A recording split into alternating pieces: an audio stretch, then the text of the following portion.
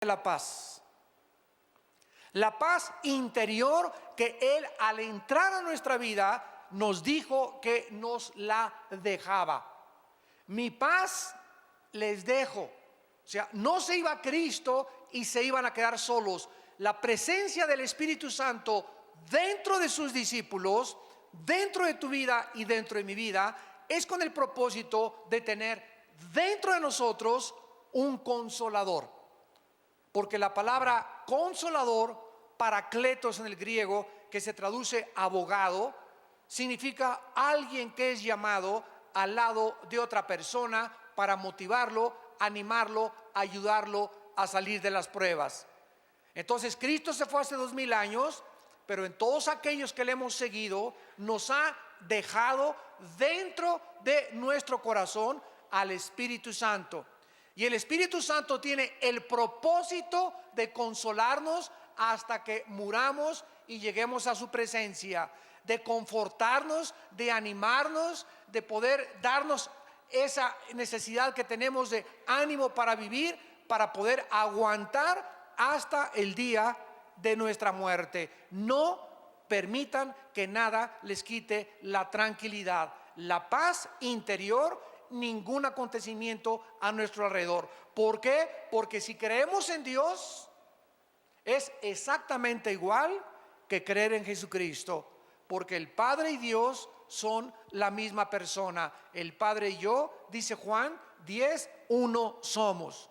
Así que teniendo en cuenta que Cristo bajó del cielo a la tierra y caminó entre nosotros y dijo que el que lo veía a Él había visto al Padre, y que las palabras que Él hablaba no eran de Él, eran del Padre. Los milagros que Él hacía no los hacía Él, los hacía el Espíritu Santo a través del Padre dentro de su vida. Los demonios que Él sacaba, los sacaba el Padre.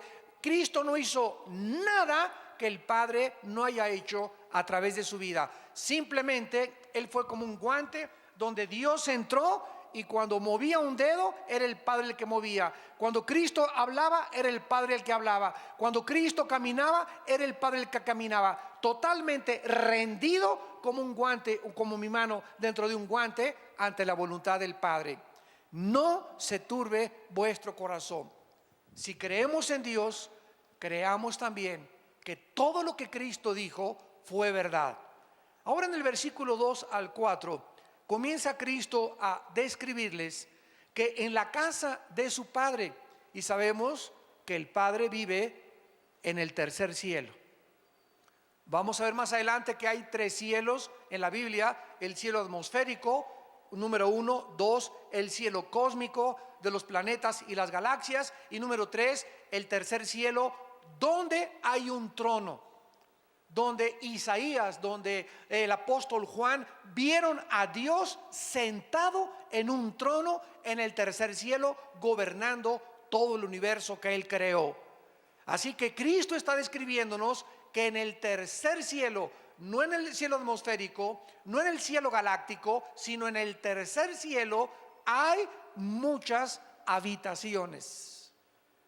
¿Ustedes se han hospedado alguna vez en el hotel Fiesta Americana, o en el hotel Maya Palace de Acapulco, o en el hotel Princess de Acapulco, o en Las Brisas, o en algún hotel así como jamás los han visto en la costa francesa, en la Riviera Francesa, o en Las Vegas, por ejemplo, también, donde están los mejores hoteles del mundo, y que entras y ves persianas increíblemente tejidas, candelabros franceses, tapetes persas, una iluminación maravillosa, unos jardines botánicos que dices: Dios mío, cuántos miles de dólares les costarán. Una cama donde llegas y casi flotas en la cama, aire acondicionado, te dan tu bata, te dan aire acondicionado, te dan todo, y decimos: ¿verdad, Señor, que aquí nos agarre el rapto? Bueno, si nosotros pudiéramos imaginarnos el confort que podemos encontrar en el mejor hotel donde tú te hayas hospedado, imaginémonos cómo va a ser la habitación que vamos a tener en el cielo. Y de eso se trata este mensaje: cómo vamos a vivir y cómo es el cielo. Entonces hay muchas habitaciones en el cielo para nosotros. Y Cristo dice, si así no fuera, o sea, si no hubiera muchos lugares donde vamos a vivir en el cielo, entonces Él nos lo hubiera dicho. Pero nos los está diciendo para que creamos que es verdad sus palabras. Entonces Cristo les dice a los discípulos que Él iba a dejar este planeta con el propósito simplemente de prepararnos nuestra habitación. En el antiguo judaísmo, cuando un muchacho le pedía la mano a su novia, el muchacho se separaba 6 meses, 1 año de la novia y tenía que irle a preparar a la novia la habitación, el lugar donde iban a vivir, para que cuando ya pudieran después del desposamiento casarse. Por ejemplo, José y María, la madre de Cristo, estaban desposados, o sea, comprometidos. No estaban casados legalmente, estaban comprometidos. Y mientras él estaba comprometido con María, él tenía la obligación de prepararle un lugar a María. Entonces es exactamente este retrato el que Cristo toma. Él ha ido al cielo a preparar el lugar para que cuando resucitemos y vayamos con Él, podamos nosotros saber que durante todo este tiempo, estos 2000 años, ¿qué está haciendo Cristo sentado a la diestra del Padre, viviendo para interceder por nosotros? Y al mismo tiempo, imagínense, 2000 años preparándonos una cama, preparándonos un cuarto, preparándonos una mansión, preparándonos, ni nos vamos a imaginar las flores que vamos a ver, las luces que vamos a ver del lugar que Él nos está preparando. Y si me fuere, dice Cristo, y os preparar el lugar, entonces quiero que sepan que voy a regresar. Vendré otra vez. Ya vino la primera vez, nos promete que va a regresar la segunda vez. Y cuando Él venga la segunda vez, viene a tomarnos. Esta palabra tomar, paralambano, en el griego, paralambano significa casi arrebatarnos o tenernos cerca de Él. Viene por nosotros, viene a tomarnos para que a donde Él, desde el momento de nuestra resurrección, esté, nosotros estemos por toda la eternidad con Él. ¿Y sabéis a dónde voy? ¿A dónde fue Cristo? A la casa de su Padre. Entonces sabemos el camino. ¿Cuál es el camino para llegar a Dios? La persona de Jesucristo, porque Él dijo: yo soy el camino, yo soy la verdad y yo soy la vida. Existen miles de ateos en el mundo que creen que con la muerte se acaba la existencia del ser humano, por lo que simplemente viven para esta vida, jamás pensando en la eternidad.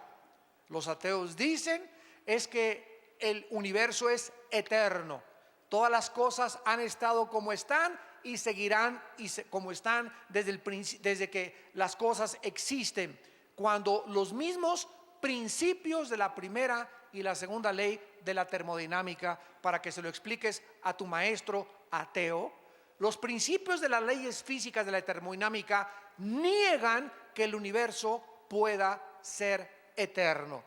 El universo tuvo un principio, dice la Biblia: en el principio Dios creó los cielos y la tierra.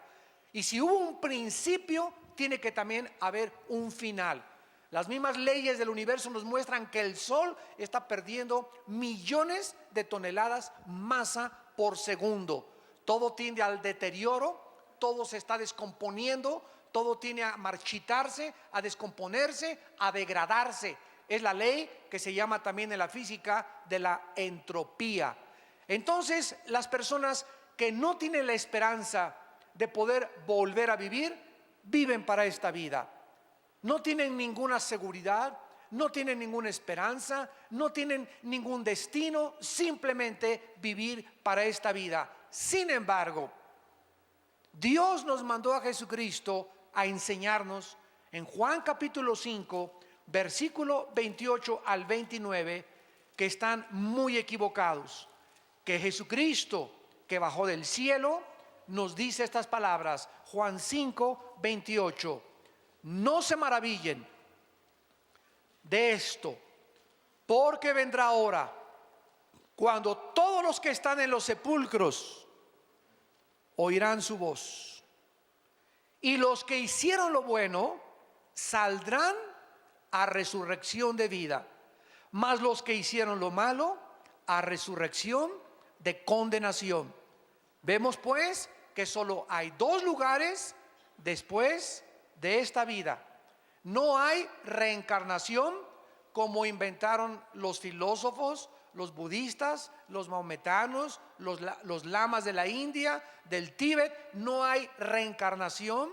No vamos a regresar a meternos a una cucaracha, ni a una vaca, ni a un chango para seguir evolucionando. Es curioso, a propósito de la reencarnación, que la filosofía de donde surgió la reencarnación, la India, sea la nación más pobre del mundo. Se supondría que después de tantas y miles de reencarnaciones era para que ya hubieran evolucionado. Sin embargo, en la India siguen adorando a los ratones, a las ratas. La gente come en la India junto a los ratones y los deja que coman su comida porque son sagrados. Las vacas son sagradas, y así es el retraso cultural y el paganismo de alguien que inventó y que surgió de esa área geográfica de que existe la reencarnación. Y los tontos en el occidente se lo creyeron. No hay transmigración de las almas, no existe el limbo, un lugar que inventa una religión, que si tú no bautizas a tu niño chiquito se va al limbo. ¿De donde lo sacaron?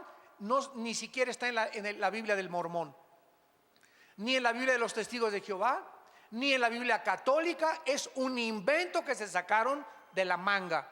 Cuando tú a un niño no lo bautizas, dice la Biblia, se va al cielo. No existe tal cosa como un lugar que se llama el limbo. No existe, en cuarto lugar, el purgatorio, un lugar intermedio donde aquellos que pecaron se van al purgatorio a purificar sus almas, si es que se les dan las famosas misas gregorianas.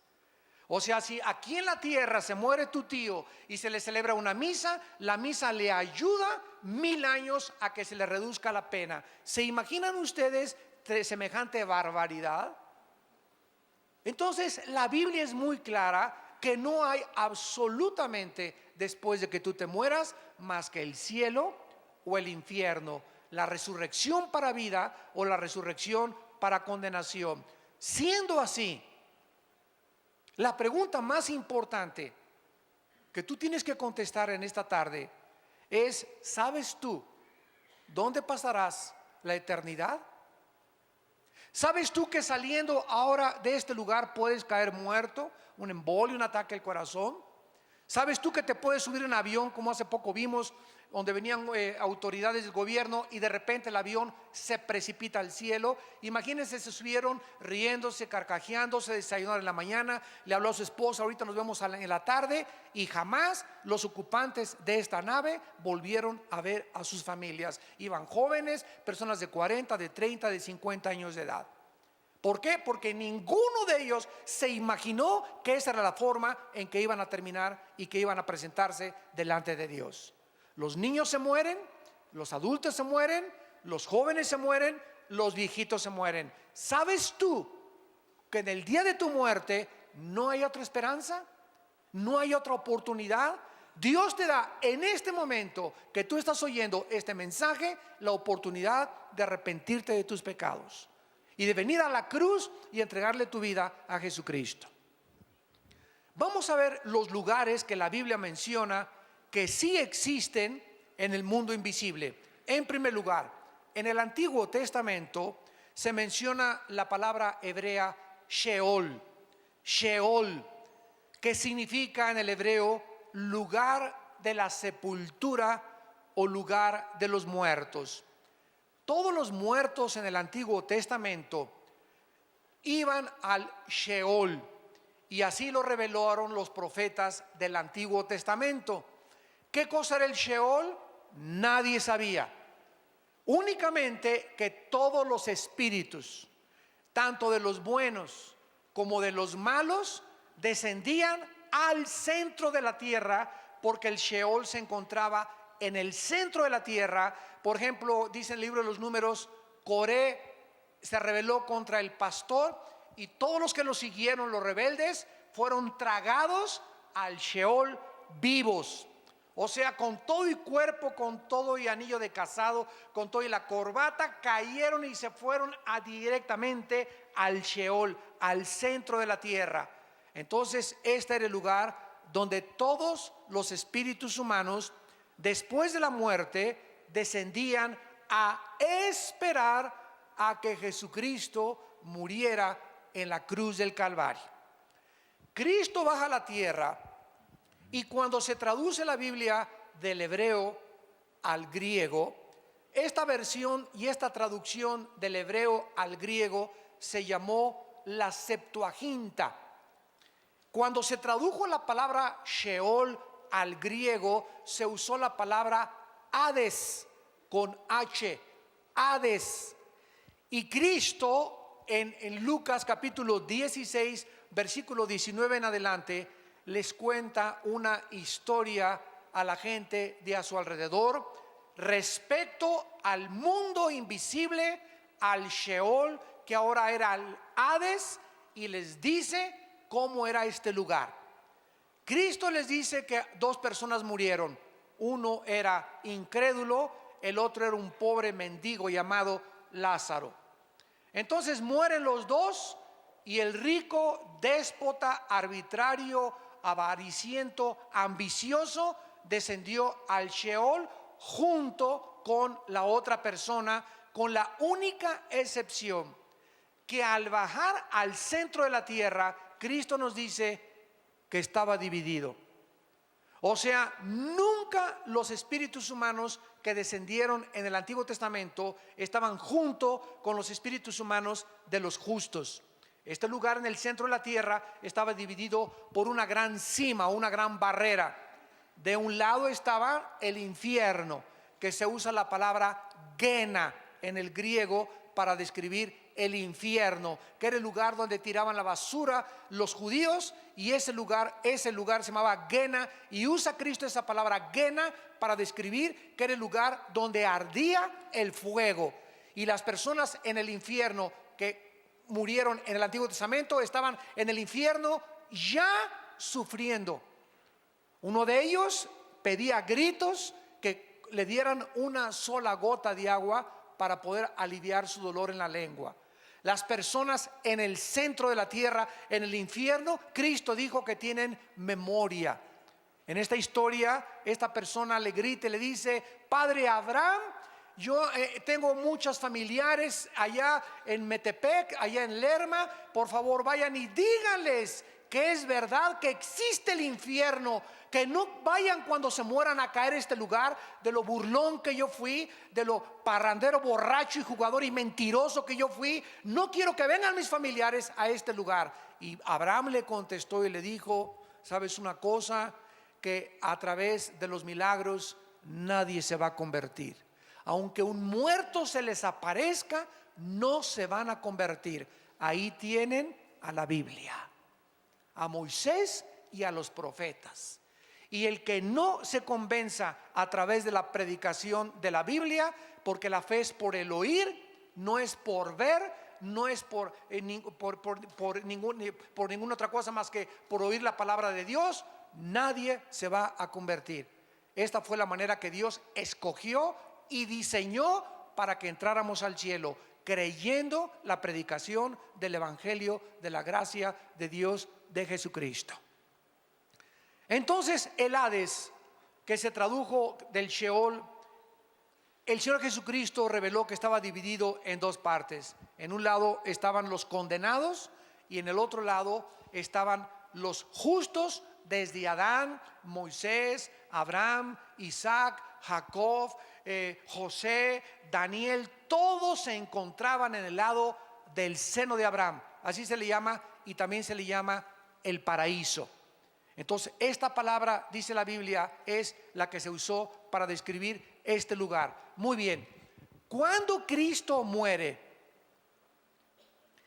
Él desciende al Hades, al centro de la tierra.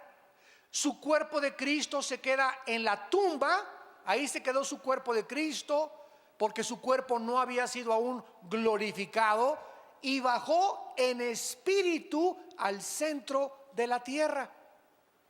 Su espíritu se salió de su cuerpo y bajó al centro de la tierra, al Hades, y ahí fue a anunciar, fue a proclamar su victoria sobre el pecado, la muerte y Satanás.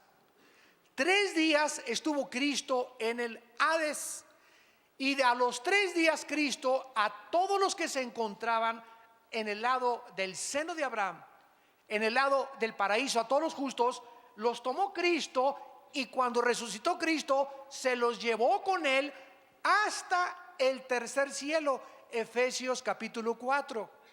Subiendo a lo alto, se llevó cautiva a la cautividad, y se presentó en el tercer cielo ante su Padre con todos estos millones de justos que habían creído el Evangelio en el Antiguo Testamento a través de la fe y de la gracia de Dios, y ahora se quedaron allá en el cielo. Y de Cristo a nuestros días, desde la resurrección de Cristo hace 2000 años hasta nuestros días, todos los espíritus humanos que se mueren sin Cristo siguen descendiendo al centro de la tierra, al Sheol, al Hades. Ahí sigue estando, aquí en el centro de la tierra, el infierno. Hace algún tiempo yo había escuchado que habían sacado unas grabaciones de unos geólogos que habían metido unas sondas y habían tratado de entrar lo más que se pudiera al centro de la tierra, y escucharon gritos como de encadenados, gritos de desesperación. Y hace poco leí de un hermano cristiano con un hombre bastante serio y con una integridad del ministerio, que me dijo que había otro equipo de personas que en el Triángulo de las Bermudas, el oceanógrafo Jacques Cousteau escribió en sus memorias, que es uno de los oceanógrafos más importantes, que cuando descendieron en el Triángulo de las Bermudas, que es un triángulo que está en el Mar Caribe, que es un triángulo con Cuba, las Bahamas y Miami, que se llama ese triángulo, que han desaparecido barcos y han desaparecido aviones. Ahí se encontraron, en el fondo metieron la sonda, y fue donde descubrieron los gritos de personas. Eran como gritos de humanos que gritaban, y como de encadenados, que nos muestra, ¿verdad? Yo lo creí porque la Biblia dice que una de las entradas al infierno es ahí en el Triángulo de las Bermudas. ¿Dónde lo dice? En Isaías capítulo 27, que Satanás es la serpiente del mar, la serpiente que se mueve en el mar. Y entonces, si el centro de la tierra es el lugar del infierno actualmente, tiene que haber salidas, y una de las salidas del infierno son los volcanes también. Por eso siempre sale de los volcanes lava, azufre y fuego, que de acuerdo a la Biblia son los elementos que componen el infierno. Muy bien, tenemos en tercer lugar otro lugar invisible que la Biblia llama el Tartarus. Segunda de Pedro 2:4. Segunda de Pedro 2:4. Veamos todos estos lugares importantes, invisibles, donde se encuentran ángeles o demonios o espíritus humanos. Y antes de ver esta palabra en segunda de Pedro capítulo 2, quiero recordarles lo siguiente. En el infierno, en el centro de la tierra, no se encuentra Satanás, ni tampoco ningún demonio. Así que no vayan ustedes a seguir creyendo ese cuento, ¿verdad?, de que se quemen con los demonios en el infierno. Los espíritus humanos se encuentran en el infierno nada más. Vamos a ver ahorita que los ángeles tienen otra prisión que se llama Tartarus, y los demonios tienen otra prisión que se llama el abismo. Y son totalmente palabras diferentes en su etimología, y también la descripción que la Biblia hace es diferente del infierno. Así que vamos por orden. En el infierno ahorita no hay más que espíritus humanos. A lo mejor ahí está tu tío o tu abuelo o tu padrastro o tu papá o tu ex esposo o tu ex esposa o algún hijo tuyo que se murió sin Cristo. Yo no sé, pero solo se encuentran ahí espíritus humanos. El Tartarus en 2 de Pedro capítulo 2 versículo 4 se tradujo infierno de una forma equivocada. Porque si Dios no perdonó a los ángeles que pecaron, sino que arrojándolos al Tartarus, y los traductores lo pusieron como infierno, cuando la única palabra que se traduce infierno es el Gena. ¿Cómo sabemos esto? Lo vamos a ver adelante. Dios no perdonó a los ángeles que pecaron, los arrojó al Tartarus, así dice el original griego. Y vean lo que dice: a prisiones de oscuridad para ser reservados al juicio. ¿A qué ángeles se refiere el apóstol Pedro? Porque cuando Satanás se rebeló y encabezó la rebelión, se llevó a la tercera parte de los ángeles. Entonces tenemos en el universo una tercera parte de ángeles. Los ángeles no son demonios. Los demonios son criaturas diferentes a los ángeles caídos. Lo vamos a ver también. Satanás se rebela y se lleva a la tercera parte de los ángeles. Se quedan del lado de Dios 2/3 partes. Entonces hay una tercera parte contra 2/3 partes en el universo de ángeles malos contra ángeles buenos. Entonces superamos los ángeles de Dios a las huestes de Satanás. Gracias a Dios, son más ángeles que se quedaron con Dios que los ángeles que se rebelaron. Cuando Satanás se rebeló contra Dios y se llevó a la tercera parte de los ángeles, se partió el corazón de Dios. Pero Dios les había dado el libre albedrío, como te lo dio a ti, como me lo dio a mí. No podía decirles: no, por favor, no se vayan, quédense con nosotros. Él no podía hacer eso, porque somos responsables de nuestras decisiones y de las consecuencias de las decisiones que hacemos. Y desde entonces, desde esa rebelión, surgió la rebelión en el mundo. Y así cualquier persona que se rebela contra la autoridad le parte el corazón de Dios. Y los rebeldes que siguen al rebelde son infectados exactamente de la misma forma del que encabezó la rebelión. Y eso le parte el corazón de Dios, y no hay perdón hasta que esas personas regresan arrepentidas y se someten otra vez a la autoridad. Mientras no haya este arrepentimiento y este regreso a la sumisión a la autoridad, no puede haber perdón. Porque el que encubre sus pecados no prosperará, mas el que los confiesa y se aparta y deja el camino de la rebelión alcanzará la misericordia.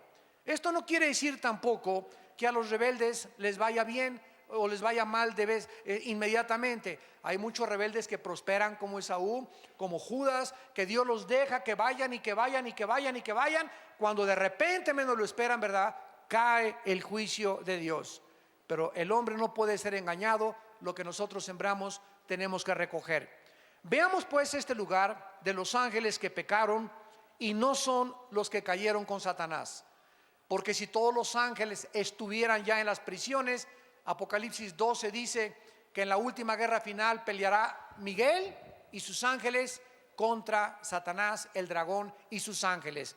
Entonces, de esa tercera parte que se rebeló contra Dios, hay otro grupo de ángeles que después de esa rebelión pecaron otra vez contra Dios, pero de una forma todavía mucho más grave, donde Dios los tuvo que sacar del espacio y meternos a este lugar que se llama el Tartarus, para que esperaran el juicio. Y estos ángeles son los ángeles de Génesis capítulo 6, que son los que vieron mujeres humanas y de alguna forma se mezclaron con las mujeres humanas. No sabemos qué tipo de mezcla hubo. Lo único que sabemos ahora, a la luz de la ciencia y de la genética, es que Satanás y los ángeles y los demonios tienen un conocimiento de la genética humana sobrenatural. Estos ángeles en Génesis 6 pervirtieron la genética humana. ¿Cómo lo sabemos? Porque versículos más adelante, versículo 4 y 5 de Génesis 6, nacieron de repente gigantes de 4 o 5 metros de estatura y eran deformes. Estos no los creó Dios. Hubo una deformación genética donde estos gigantes medían 4 o 5 metros y tenían 12 dedos en las manos y tenían 12 dedos en los pies, de acuerdo a 2 de Samuel capítulo 21. Y estos gigantes son los que se pusieron en la frontera cuando Dios iba a introducir a su pueblo a Canaán. Se pusieron en la frontera y espantaron a los israelitas para que no entraran a la tierra de Canaán. Y cuando mandó Moisés 2 espías para poder entrar a Canaán, regresaron los espías. Oye, Moisés, increíble, son gente que parecemos langostas comparados con ellos. En el hebreo se usa la palabra refaitas, que se tradujo gigantes porque venían de Rafá, otra de las tribus que poblaron Canaán. Casi todo Canaán eran gigantes. Los somsomeos, los rafaitas, bueno, todo estaba poblado casi de gigantes. Y esto fue lo que espantó al pueblo de Dios. Son demasiados gigantes, no podemos con ellos. Cuando más adelante, ¿se acuerdan ustedes de David? Un muchacho que cantaba a Dios: santo, santo, alabado sea el Señor, con su arpa. Y de repente le dice a su papá David: oye, ve al campo de batalla, porque todos están paralizados por el temor. Nadie quiere moverse porque hay un gigante llamado Goliat, que ha retado al ejército de Saúl y les ha dicho: a ver quién en 40 días les doy para que me presenten a un guerrero, y si él me vence, y nosotros nos rendimos a ustedes, y si no, ustedes serán esclavos de nosotros. Y nadie, ni el rey Saúl ni los guerreros de Saúl, estaban espantados. Nadie quería enfrentarse con Goliat.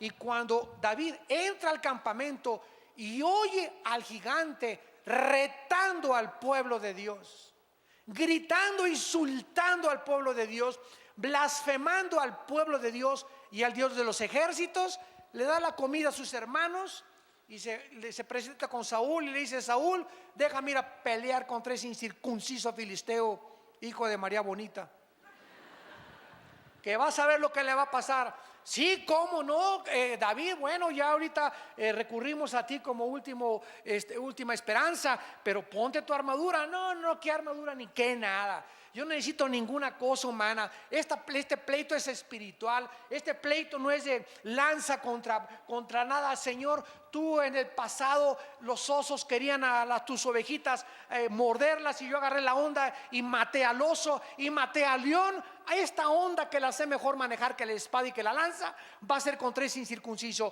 Yo voy a él en el nombre de Jehová de los ejércitos. Y David se enfrenta a Goliat y le clava la piedra exactamente en el lugar vulnerable que tenía y que no lo tenía protegido. Desde entonces todos los cascos militares los hicieron así, protegiéndoles la frente. Y eso es verdad, ¿eh? Todos se acordaron de Goliat. Entonces vemos, ¿verdad?, de qué forma es David. Y Goliat tenía 5 hermanos, de acuerdo a 2 de Samuel 21. Y ustedes leen la vida de David. David fue el hombre que mató al primer gigante y que acabó con todos los gigantes. Y es interesante que David, cuando se acercó a Goliat, juntó 5 piedras. 5 es el número de la gracia. En otras palabras, cuando David se enfrentó a gigante, dijo esto cuando metió las 5 piedras: si me salen los 4 hermanitos, a los 4 me los echo también. Fue profética la batalla entre Goliat y David. Los gigantes habitaron durante 1000 años, de acuerdo a la Biblia. 1000 años poblaron el planeta Tierra los gigantes. ¿Quién cargó las pirámides de Egipto? Que pesan 2,5, 6 y 8 toneladas cada una. ¿Quién pudo haber puesto las pirámides que están orientadas a los signos del zodíaco en el cielo?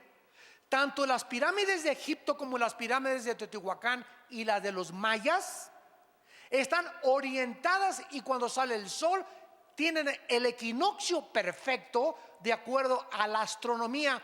¿Quién les reveló? Escuchen esto: no existe ningún historiador, ningún paleontólogo, arqueólogo que nos pueda decir quién construyó las pirámides, ni la edad de Keops, Kefren y Miserino, las principales pirámides de Giza. ¿Por qué? Porque no se sabe quién las construyó ni cómo las construyeron. Las personas que las hayan construido, cómo cargaron una piedra de 2,5 toneladas y la llevaron. Bueno, han hecho, ¿verdad?, experimentos con troncos poniendo las piedras. ¿De dónde las trajeron? ¿Cómo es posible que la piedra caliza que tiene las pirámides no se haya, es como un impermeabilizante increíble que le pusieron? Pero lo que más ha impresionado a los científicos, que permanece como uno de los misterios de la historia humana, es que ¿quién les reveló a los que construyeron las pirámides de Egipto? Escuchen, estamos hablando de hace más de 10,000 años. De hace más de 10,000 años. Pues no que veníamos de los cavernarios, no que el cavernario Galindo fue el primer cavernario, no que el hombre Piltdown, que el hombre Cromañón, y que fuimos evolucionando. Oigan, estamos hablando que hace 10,000 años las personas que construyeron las pirámides, igual que los mayas, tenían un conocimiento mucho más grande de la astronomía y de las matemáticas que en el siglo XXI. ¿Quién les reveló ese conocimiento astronómico? No tenían telescopios. ¿Quién les reveló ese conocimiento de los signos del zodiaco y de la orientación de los signos del zodiaco hacia el espacio? La Biblia nos muestra, ¿verdad?, que hubo influencia de esos gigantes, y esos gigantes tenían conocimiento satánico. Y no hay ninguna otra explicación de la historia más que la Biblia y el tiempo que estos gigantes habitaron y poblaron la tierra por 1000 años. Solo ellos pudieron haber cargado esas piedras. Y lo más interesante es que los gigantes se están encontrando en ruinas arqueológicas en Sudamérica, en Asia, en África. Se están encontrando esqueletos de gigantes, o sea, habitaron toda la tierra. Y habitaron antes del diluvio y después del diluvio. Veamos pues que estos ángeles que se mezclaron en Génesis 6 con las mujeres fueron lanzados al Tartarus, y nos lo confirma el libro de Judas, que está antes de Apocalipsis. ¿Están aprendiendo algo? Más les vale. En Judas, para que ya no sigas con el Calimán, telenovelas, que el gurú me dijo. Háganme el favor nada más, Walter Mercado, tu padrino. Tenemos la Biblia, la palabra profética más segura, a la cual haríamos bien estar atentos, que nos descubre todos los misterios de la historia y los misterios de la humanidad. Si creen en Dios, crean también en mí, dijo Cristo. Estas palabras son fieles y verdaderas. En Judas, versículo 6 y versículo 7, nos explica sin lugar a dudas qué pasó en Génesis 6 y quiénes son estos ángeles. Y dice Judas: y a los ángeles que no guardaron su dignidad, sino que abandonaron su propia morada. La palabra oiketerios, que se tradujo morada, significa sus cuerpos. Estos ángeles de Satanás tenían asignado un lugar para vivir. Tal vez las estrellas o planetas. Muchos dicen que el sol es una de las habitaciones de Satanás. Pero estos ángeles abandonaron el lugar que Dios les asignó, cruzaron, transgredieron sus habitaciones y se metieron y bajaron al planeta Tierra hace miles de años. Abandonaron su lugar donde deberían vivir. A estos ángeles que dejaron sus habitaciones, Dios los ha guardado bajo oscuridad, en prisiones eternas para el juicio del gran día. Y estas prisiones se llaman el Tartarus, donde Pedro nos dice que son los ángeles que pecaron y que Dios los mandó al Tartarus. Es la única prisión que la Biblia describe de los ángeles. Y dice el versículo 7, para quitarnos cualquier duda, que estos ángeles, que son el sujeto de este contexto, como Sodoma y Gomorra, o sea, se comparan a estos ángeles con los habitantes de Sodoma y Gomorra y las ciudades vecinas, las cuales de la misma manera que aquellos. ¿Quiénes son aquellos? Los ángeles que están en el centro de nuestra discusión. Los habitantes de Sodoma y Gomorra hicieron lo mismo que estos ángeles. Que hicieron, fornicaron. Fornicaron. Los ángeles pueden fornicar. Bueno, la palabra fornicar tiene varias y diferentes connotaciones. La palabra fornicar, porneia, de ahí viene la palabra pornografía, significa en la Biblia relaciones sexuales ilícitas. Dios creó el sexo y solo Dios puede determinar y autorizar dónde, cuándo y cómo podemos usar el sexo. El sexo no lo inventaron los psiquiatras, ni los psicólogos, ni los sexólogos, ni los sociólogos. Ningún ser humano tiene la autoridad de decirnos qué es el sexo y cómo debe ser usado el sexo. Así que si alguien te dice que tú eres hombre y te vistes de mujer y los sexólogos te dijeron que está bien, son unos mentirosos, porque ellos no inventaron el sexo. Si tú no naciste hombre y te ves en el espejo y tienes el órgano masculino, entonces es que eres hombre. Y si tienes una mentalidad diferente, es que tienes un tornillo flojo en la mente, porque no eres mujer, eres hombre. Y necesitas arrepentirte, cambiar tu vida y creerle a Jesucristo. Y de eso se trata. ¿A quién le creemos? ¿A los sexólogos? ¿A los psiquiatras? ¿O le creemos a la palabra de Dios? Esto es lo que significa relaciones sexuales ilícitas. Ahora, ya casados, dice la Biblia que el hombre que deja a la mujer o la mujer que deja al hombre y comete adulterio es fornicación.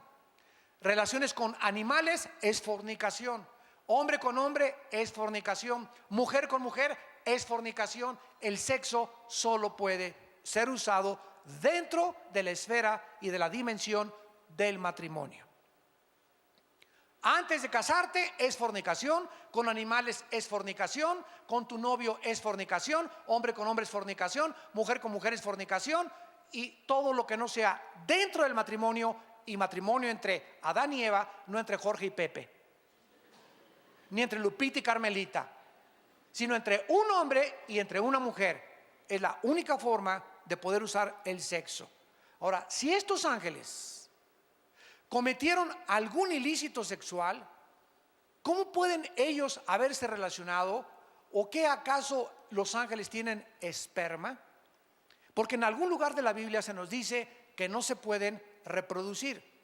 No son como nosotros, que como conejos, ¿verdad?, estamos produciendo y produciendo y produciendo, etcétera, etcétera. Los ángeles, la cantidad de ángeles que Dios creó, ya no hay más ni menos. No hay angelitos ni angelitas tampoco. No hay ángeles del sexo femenino. Todos son del sexo o del género masculino. Pero si no se pueden reproducir, entonces, ¿cómo está? ¿Verdad? Todos estos misterios son interesantes. Bueno, vamos a explicar esto. ¿Se acuerdan ustedes del endemoniado gadareno? ¿Cuántos demonios tenía? Tenía 6,000 demonios. Porque Cristo le preguntó, ¿cómo te llamas? Y le contestó, Legión. La palabra legión significa 6,000 soldados, de acuerdo al Imperio Romano. Muy bien, escuchen esto. Estos demonios conocían también el cerebro y le conocen las neuronas del cerebro. Estamos hablando de hace 2000 años, cuando ni la genética, hasta 1860 por Gregorio Mendel, fue descubierta las leyes de la herencia. Estos demonios hace 2000 años sabían qué neuronas del cerebro son las que controlan los ojos, los oídos, las cuerdas vocales.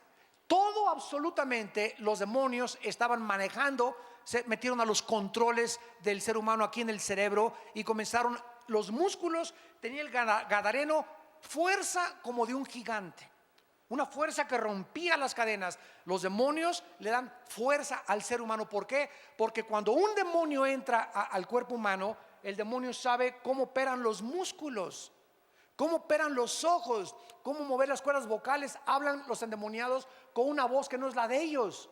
Alteran el tono de las cuerdas vocales. Los ojos, increíblemente estamos apenas descubriendo la maravilla del ojo, de los oídos. Todo lo tienen ellos conocido desde hace miles de años.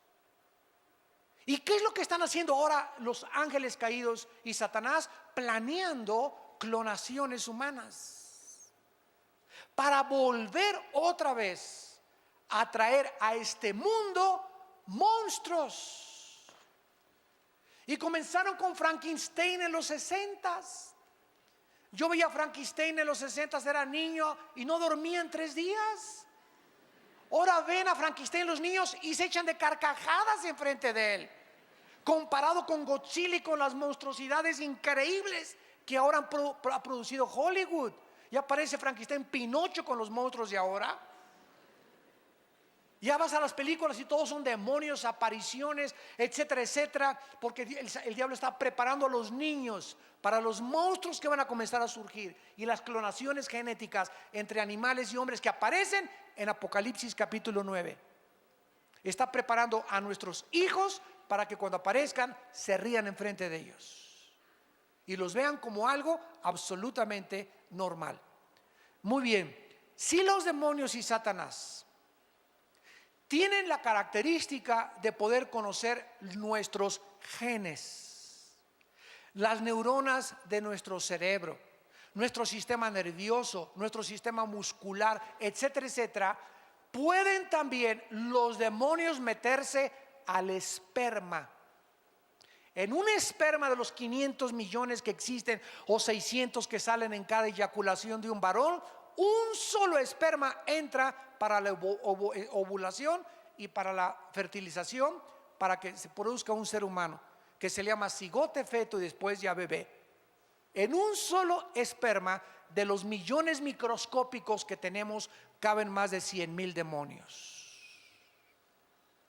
O por lo menos tienen la facultad de poder ir en ese esperma y alterar para que el niño que nazca con 2 cabezas, nazca con pie equinovaro, nazca con un defecto o dividido, un chivo con una cara de una cosa y cosa otra cosa, cualquier cosa que sea antinatura, que va en contra de la creación original, es de carácter demoníaco. Por eso, ¿verdad? Tomar drogas en el embarazo, alcohol en el embarazo, fumar en el embarazo, ya no significa que Dios lo haya hecho así. Somos responsables nosotros de la forma como nos cuidamos o como se cuidaban las mujeres o con quién te metiste o el SIDA que te contagió esa persona, y ya Dios se hace a un lado y nos deja recibir lo que nosotros sembramos. Y ninguno podemos culpar a Dios de lo que ha sucedido en el mundo, porque es la obra de nuestras propias decisiones y nuestro libre albedrío. Estos ángeles que se mezclaron con las mujeres humanas no necesariamente les comunicaron su esperma, porque ya vimos que no se pueden reproducir, pero lo que hicieron estos ángeles a la luz de la genética del siglo XXI es que alteraron los genes de las mujeres humanas. Satanás tiene la facultad de poder alterar los genes. Si nosotros permitimos, porque sin nuestro consentimiento ni Dios ni el diablo se meten a nuestra vida. ¿Me escucharon muy bien? Ningún demonio puede tener nada con mi vida sin mi consentimiento. Cualquier actividad de los demonios en mi vida es porque yo les di permiso. Y cualquier cosa que Dios tenga con mi vida es porque yo se lo permití a Dios. Dios no viola mi libertad, ni tampoco los demonios. Esta es la característica donde el hombre decide y es responsable de cada decisión que hayas tomado en tu vida. No le eches la culpa ni a Dios, ni al diablo, ni a tu mamá, ni a la suegra, ni a tu papá que te violó, ni a tu madre, ni a tus hermanos, a nadie. La única razón por la cual tú eres como eres es porque tú has escogido ser lo que tú eres. Mi mamá fue prostituta. No tienes por seguir los pasos de tu mamá. Me crié en un hogar, bueno, Cristo te puede sanar. Y es más grande la gracia que las maldiciones que heredamos. Y finalmente vemos nosotros que no solamente la Biblia nos demuestra esto, sino que nos demuestra también, gracias a Dios, que tenemos una casa intermedia cuando nosotros morimos. 2 Corintios capítulo 5, terminamos y dice la Biblia que cuando nosotros morimos, si tú mueres hoy en la noche, es muy importante este estudio. Si tú mueres hoy en la noche, amado santo que me escuchas, o santa, Santa Tomasa, o San Anselmo, si tú mueres hoy en la noche, tu espíritu y tu alma se salen de tu cuerpo y nos vamos derechito al cielo. Los ángeles de Dios vienen a recogernos. El momento en que cierras tus ojos y te desconectas de tu cuerpo y tu alma, porque el cuerpo, dice Santiago 2, no puede vivir sin el espíritu. En lo que le da vida al cuerpo es el espíritu. El momento en que tu espíritu se sale, el cuerpo se muere, se diagnostica que estás muerto, te entierran, te creman, no importa lo que te hagan, te vas a la tierra y tu espíritu y tu alma se van directamente al cielo con los ángeles escoltándonos, porque para pasar el primer cielo, que está ocupado por Satanás, es territorio enemigo, necesitamos guaruras que nos escoltan para poder, y se hacen a un lado los demonios, porque van los ángeles que son más poderosos que los ángeles caídos para llevarnos a la presencia de Dios. Cuando estemos allá en el cielo, se nos va a dar un cuerpo intermedio. Si tú mueres hoy en la noche, tu espíritu y alma se va al cielo, mi espíritu se va al cielo.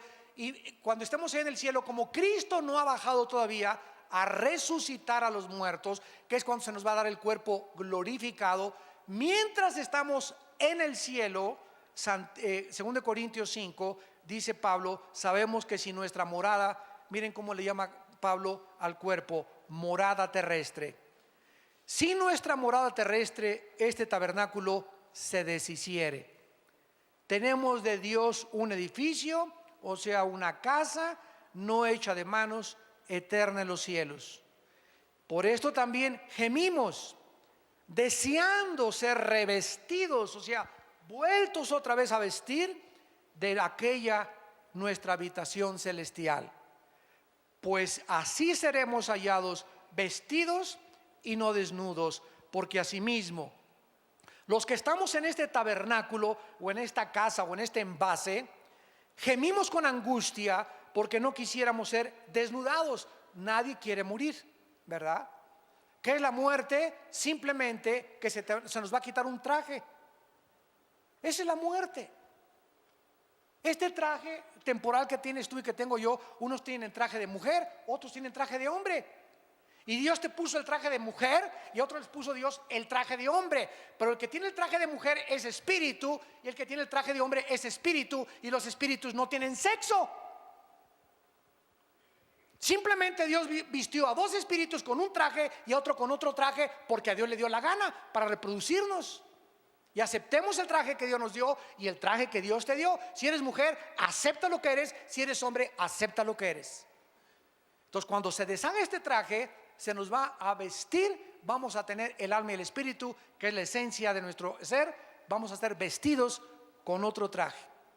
Y con un traje temporal mientras Cristo desciende al mundo. Cuando Cristo venga en el rapto y resuciten los muertos, entonces vamos a resucitar y vamos a tener un cuerpo semejante al cuerpo de la gloria de Jesucristo.